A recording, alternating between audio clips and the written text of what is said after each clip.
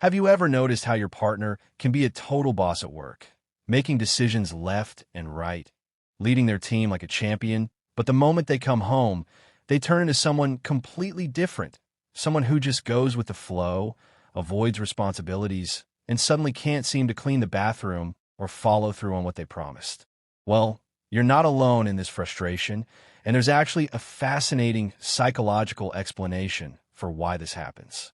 Today, we're diving deep into this common relationship dynamic that's causing tension in homes everywhere. And I'm going to share 5 powerful reasons why your powerhouse partner becomes passive at home, plus 5 concrete solutions you can implement starting today. First, let's understand what's really going on here. At work, your partner has a team they can delegate to. They can pass off tasks they don't like or aren't confident about. But at home, when you ask them to clean the bathroom, there's no team to delegate to. It's just them and their built-in avoidance and resistance. Second, at work there's a culture of internalizing emotions. If your partner's boss asks them to do something annoying, they'll probably just do it without complaining. But at home they feel free to push back and complain because, well, it's home. Third, work has rewards, promotions, bonuses, positive reviews. But at home there's often no immediate reward for doing the dishes or taking out the trash, and that difference in motivation is huge. Fourth, your partner's emotional buttons get pushed way more easily at home. Maybe they're sensitive about control or being told what to do. And while they can hold it together at work, at home, they don't feel they need to. So they either push back or act passive-aggressively. And fifth, there are different values at play. Maybe your partner grew up with different expectations about household roles, or they genuinely believe the division of labor should look different than what you're expecting. So what can you actually do about this? First, and this might sound obvious, but it's surprisingly overlooked, actually talk about it. Not in the heat of the moment when you're frustrated they didn't clean the bathroom again, but set aside a calm time to have a real conversation.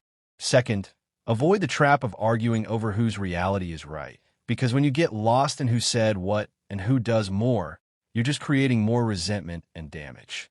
Third, have an adult, problem-solving conversation where you both clearly state what you need.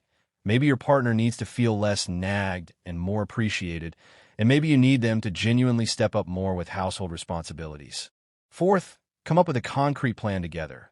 Not one where someone gives in just to avoid conflict, but a real win-win solution with specific commitments, clear time frames, and realistic deadlines, so everyone knows exactly what's expected.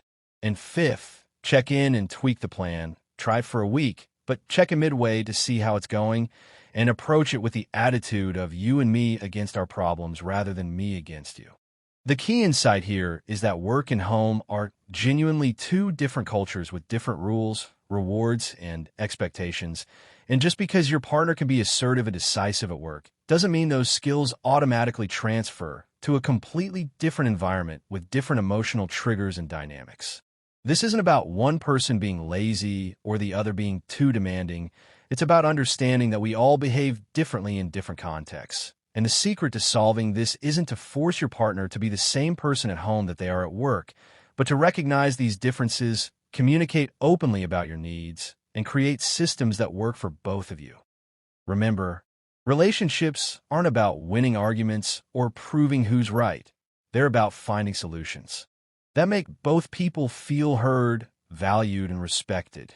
So if you're dealing with this dynamic in your relationship, start with empathy, understand why the behavior is happening, and then work together on solutions that acknowledge both of your needs and concerns. Because at the end of the day, you're on the same team, even if it doesn't always feel that way.